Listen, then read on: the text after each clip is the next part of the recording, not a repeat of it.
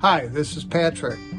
Welcome to my YouTube channel, Pickleball Roadless Traveled, Unlocking Pro Secrets. Today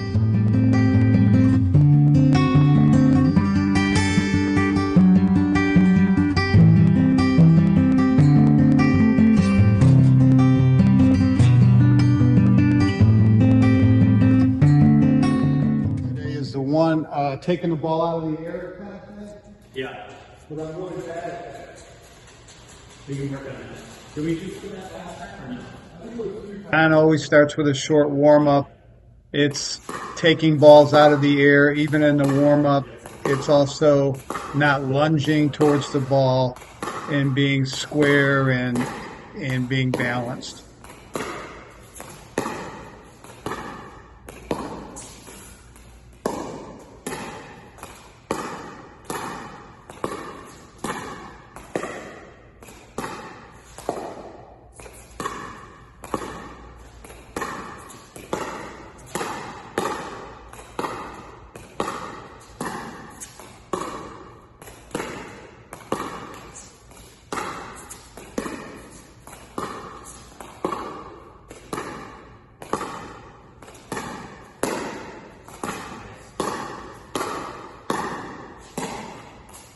Come back in front of me here. Go straight ahead.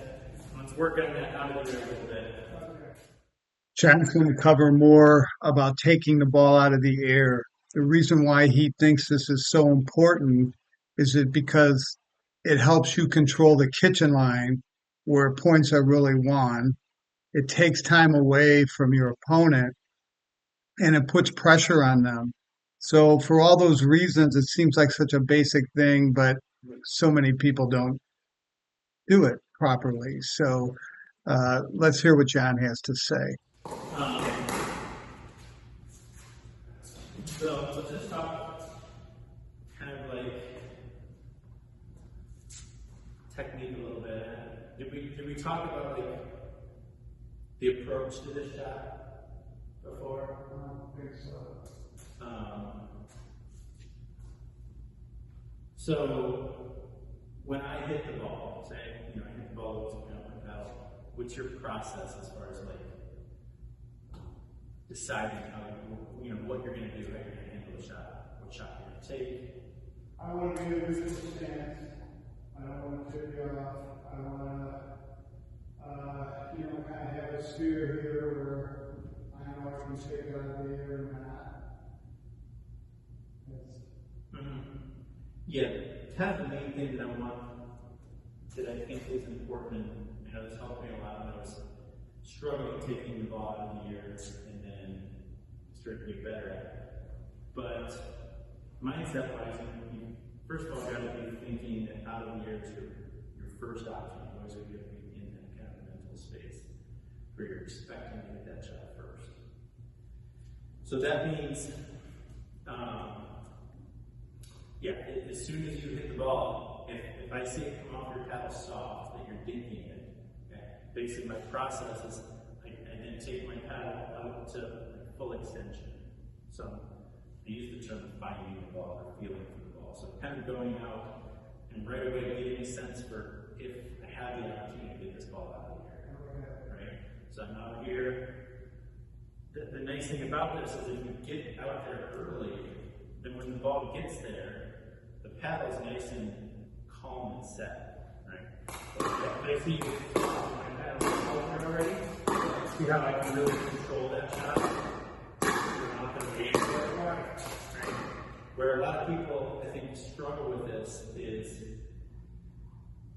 mentally they're maybe not ready to take the ball out of the air.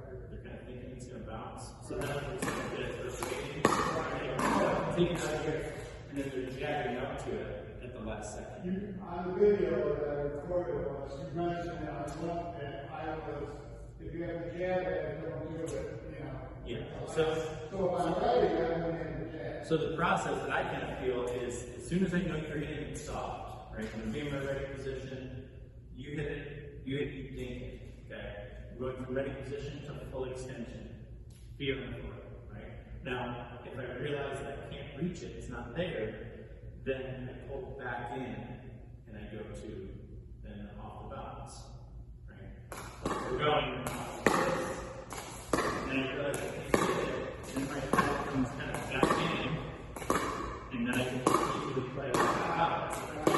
there, it just stays up there. That makes sense? I have time to do both. I have time to do this, realize it's not there, pull back in, make an adjustment, and then play the game. Okay. So, again, kind of the important thing to understand here is this is a progression and not a decision. You know what I mean by that? Meaning I got option A, and if that's not there, I can go to option B. I don't have to decide this or that. So as soon as you see the opponent kind of isn't going to attack you, then your path starts reaching. Yep. That's good. Yeah. I was kind of here, and at the last second, I kind of, And then so, the nice thing about that is when the paddle's already out there, nice and calm, then you can decide what you want to do with it out of the air. If I just want to leave the paddle, I can just play kind of just shot. Or if I want to add a little certain like flip roll, or maybe a little like cuts push to it, I can add a little bit to it and turn that shot into a little more of an offensive shot, right? But that's a very nuanced movement. It's hard to do if I'm already coming into the ball kind of out of control with the paddle. If the paddle's already there, I can control those little movements and start flicking the ball a little bit, moving the ball a little bit. Right? Okay. Practice. I knew you were differently out when you were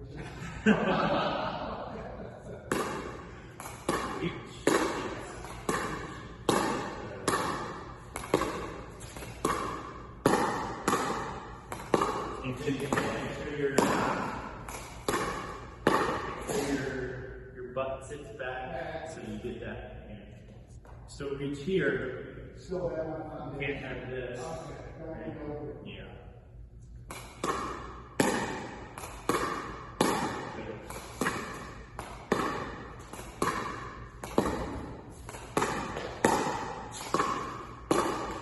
So sit up like this.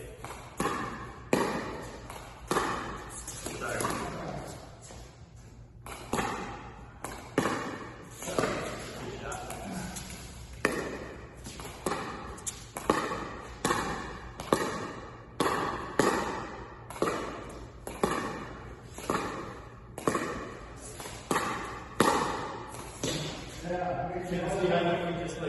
If it's not there, you can almost just track it right down to the balance, and then you're still there for the half hour or whatever you need to do. So, again, it's a feeling when you're initially going to full extension, looking for it there, and then anything that would happen past that would actually come back towards your back in to play the shot if the shot isn't there at full extension. So start out when you get the adjust. That'll help with the angles too, right? When I'm making it, it'll be, I'll be more in tune about angles. Exactly. Yeah.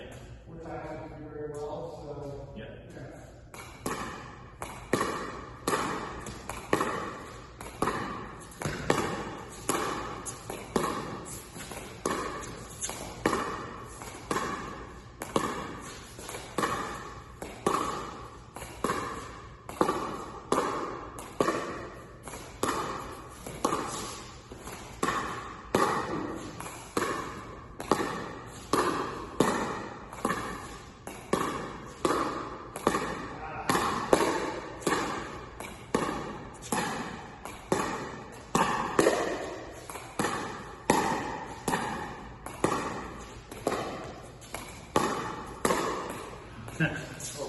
Good though, I like it. Better.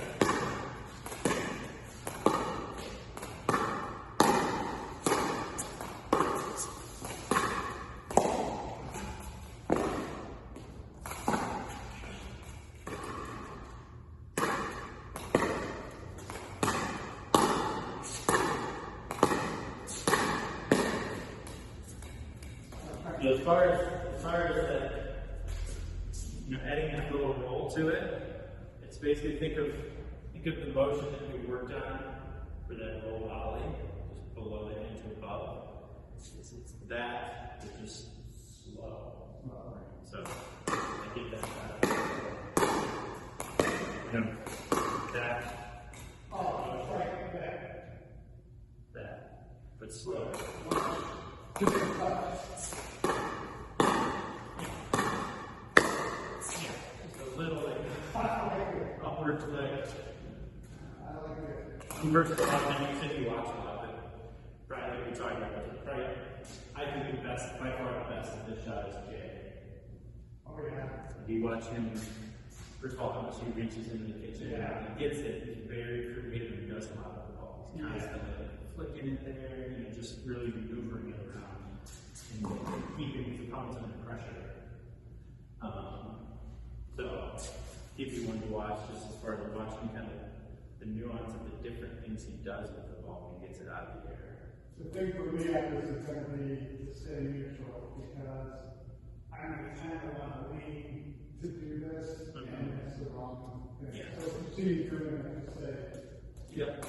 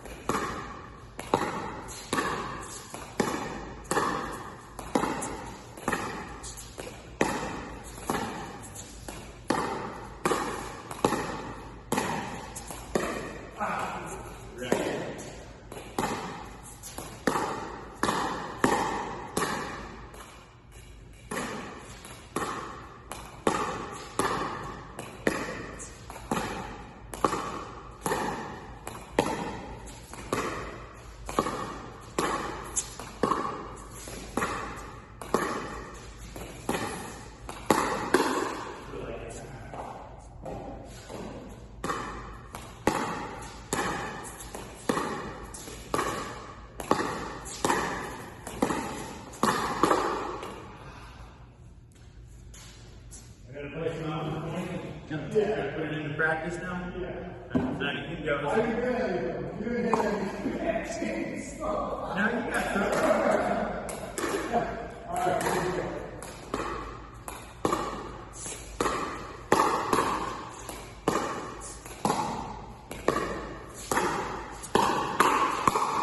Nice. You're welcome.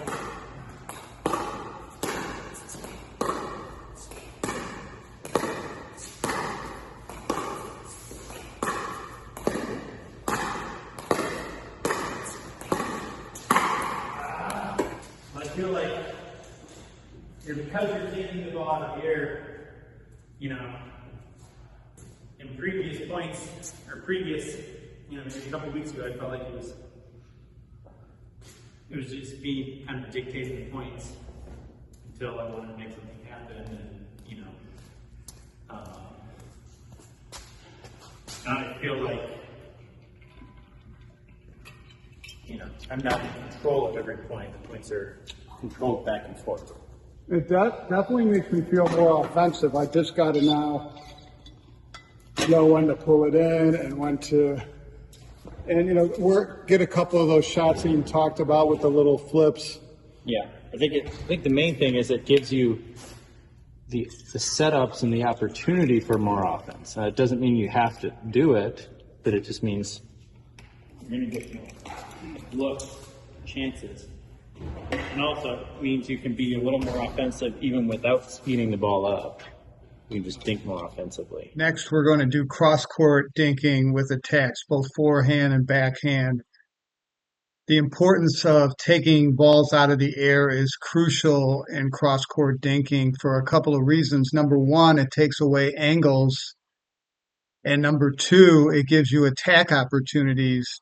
This was 3 years ago that it was recorded in the evolution of pickleball. But look at J Dub and Dylan Frazier. They live off taking balls out of the air. That's how they get their attacks. So really, it's the same fundamentals today. And by the way, the paddles that we're using sound like they're prehistoric. Anyway, hope you enjoy. Thanks. And it's going to set up some attacks when I get good at it, where I can, go for there. And it doesn't let the ball play me so much. Exactly. Cross and thing. Yeah. The guy combines everything anyway, right? What's that? The guy combines everything anyway. Yeah.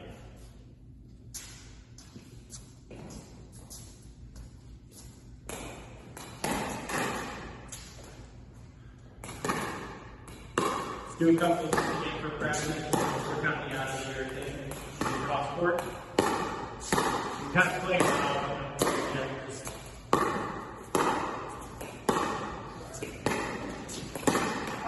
there we go.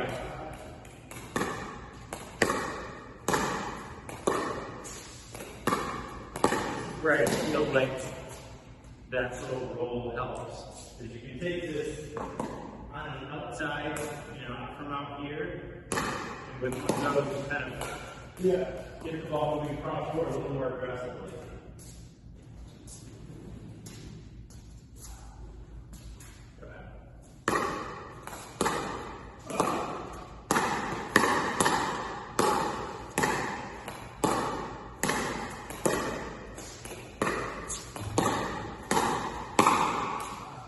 Alright, 0-0.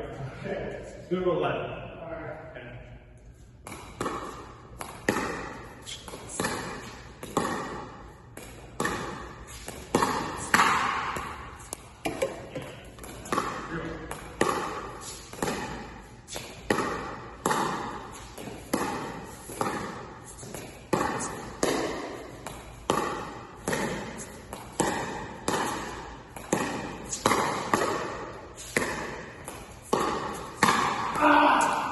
Stupid, you had to cut off.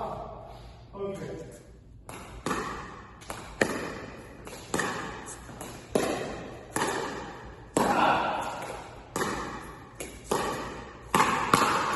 Yeah, good cover. Good cover. 5-4.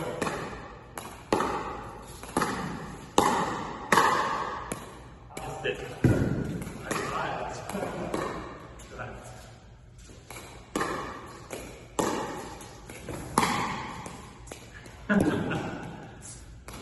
Two.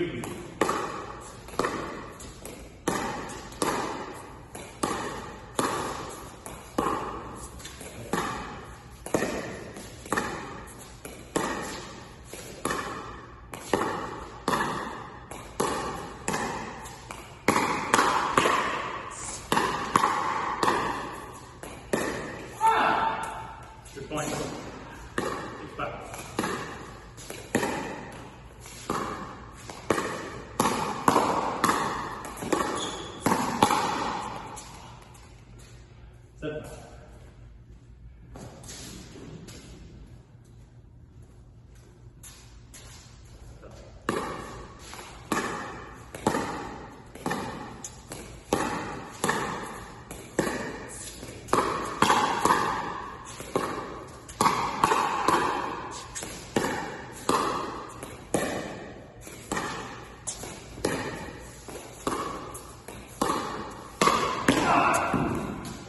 Kind of stupid.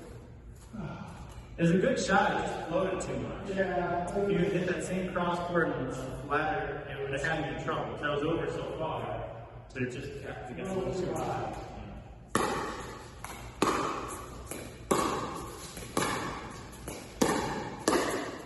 Too many levels, right? Trying to be too aggressive on dinks where I probably didn't really have it. Yeah, but again, I think, overall, I think the split quality is considerably better than it was a couple weeks ago. Think about, the first couple times we played this, how easily I was able to beat you through the middle, how I was just really controlling the points, which I feel like some of them I still am, but it's definitely, it used to be when I got control of the point, I basically kept control of it until I won the point. Now it's like you're able to neutralize and turn the tide around, reset, take a ball out of the air, and switch momentum in the points more often. So it's good. All right, you can hit people. Okay.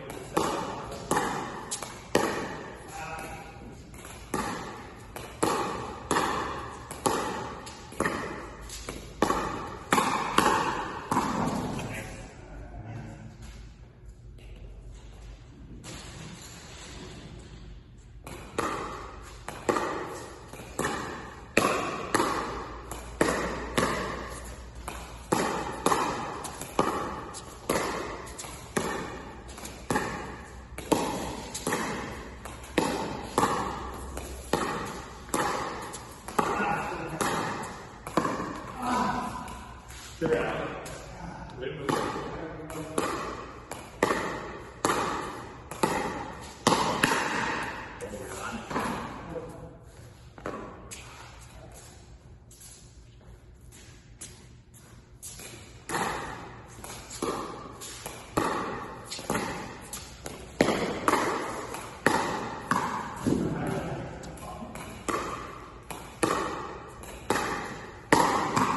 Nice, like that shot.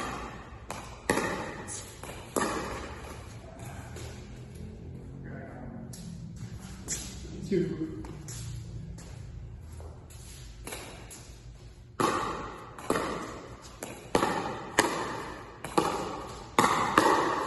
Oh yeah. Three-zip lob.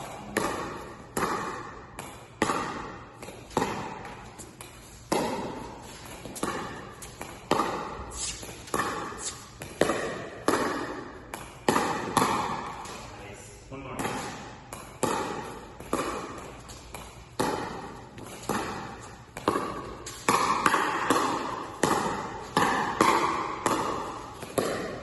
That's three. Good job. All right. Next, we're going to do hand volleys for hand speed. This is crucial in today's pickleball game. Watch John's technique, how short and compact his swings are, and how he's back in ready position after every one, waiting for the next ball. We did this 15 minutes every time. Let's just do a little control kind of hand speed work for some of the volleys.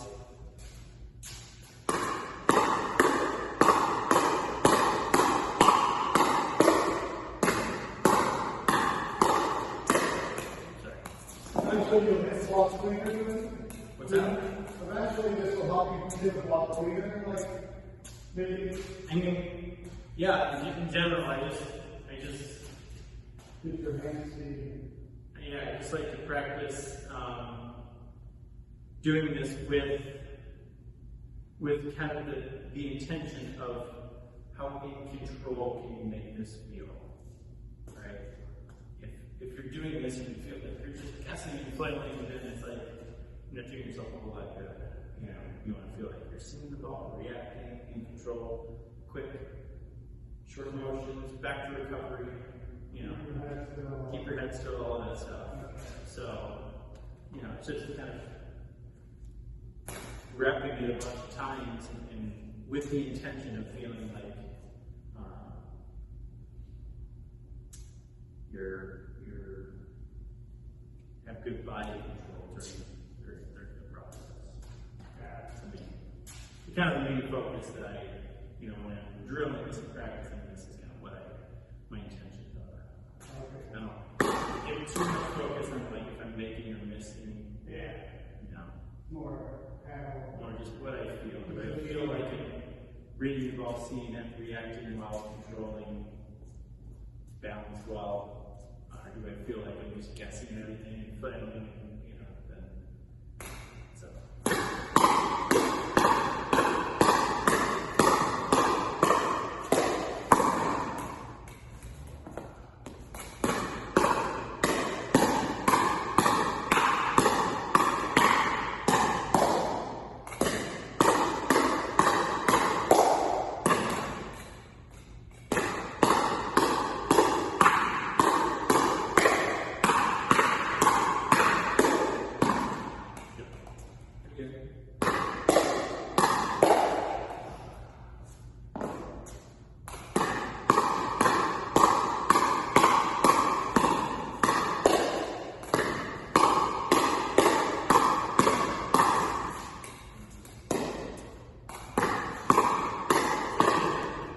your position squatted back a little bit. Okay. The more you get Used to that. this to happen, the more that brings our chest up. And the more the chest is up and the head is back, you kind of, what I call stay behind the ball, or you've got some more flexibility out here. Right? When the head starts to move forward just a little bit and the chest gets, I get out over my toes, then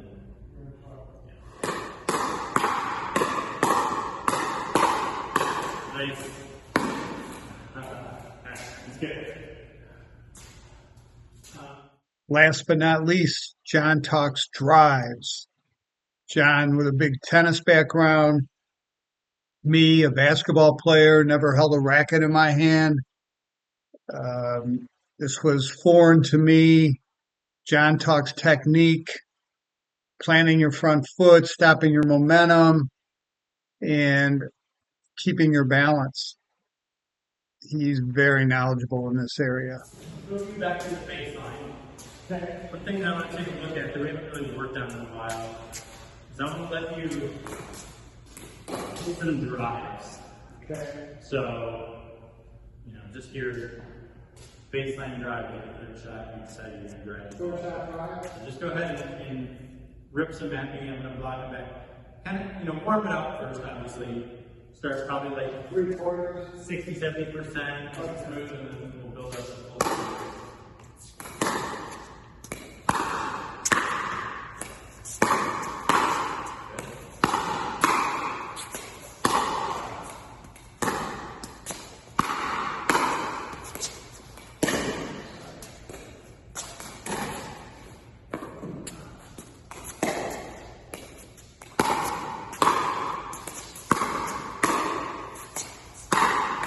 Just planting On the back leg, I'm not. I was just gonna say there's one leg or the other, which Like on Yeah, this so one, you're I gonna- would have planted here, what's that? right? On this one, I would have planted here, Potentially, are you favoring because of like? right? I don't think so. I think so. Okay. I think this is my forehand, I'm normally gonna plant here. Normally, there's some flexibility there.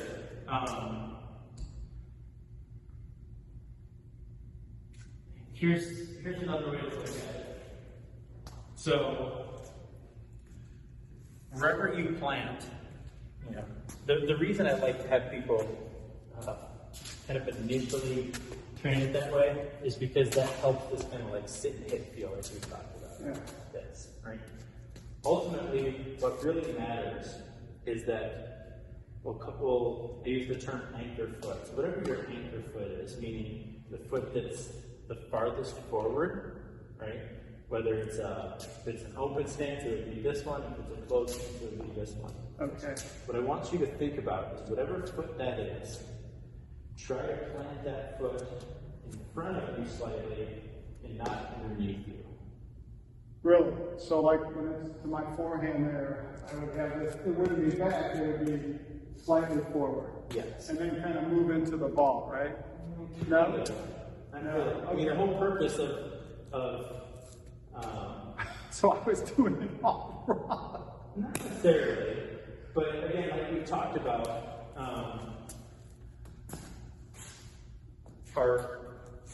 we've got to have something that resists our weight being pulled forward. Okay. Right? Right. When you're swinging, especially when you're swinging hard, right? I'm carrying a lot of momentum and energy through this ball forward, right? If my feet are planted directly underneath me and I swing hard, what's keeping all of this momentum and all of this force from just pulling me off balance, right? So, versus if I've got a foot that's a little more out in front of me, now I can Interesting. so kind of, I was trying to do this because I was trying to plant, neutral stance and then kind of push off the back foot. and that's fine. That's fine. But again, understand that pushing off the back foot isn't what matters. Everybody kind of understands that part, right? It's what you do with your front foot that matters. So pushing off the back foot is a natural thing that Okay. people do. It's like, power and fall. They push off the back foot, right? So if I go here and push off, that's great because I'm getting some power, right? Now, where this becomes a problem is if I transfer to my front foot, but my front foot plants directly under me, now I can't control all that momentum because all that momentum goes right over the top, right?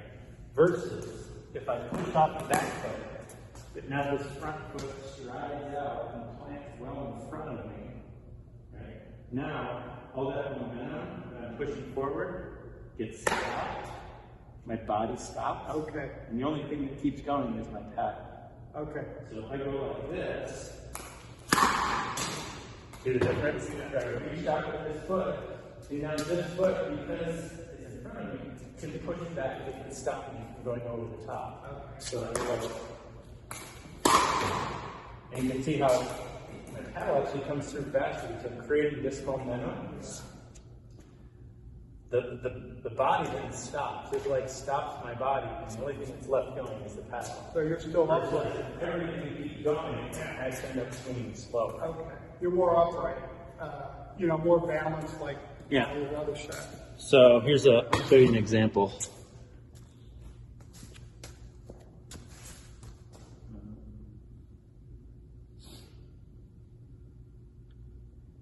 And again, this concept is pretty across the board, like for different sports. But I figured here's bright hardware. Okay. So loading out his back leg, pushing hard, right? Really like driving, right?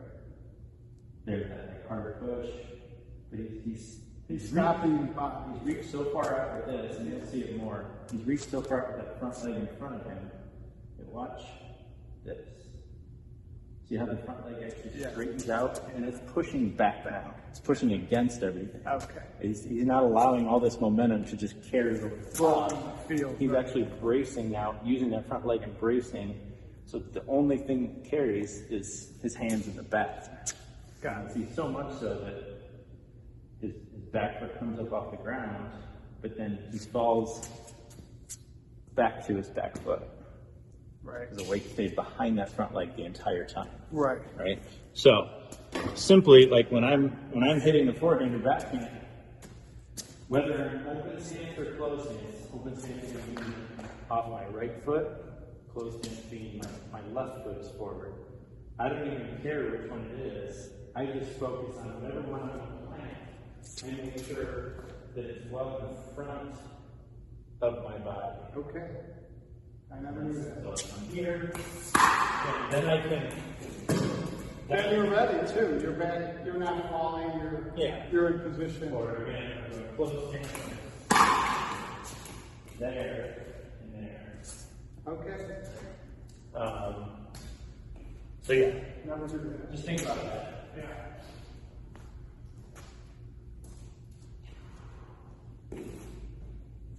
Try this actually.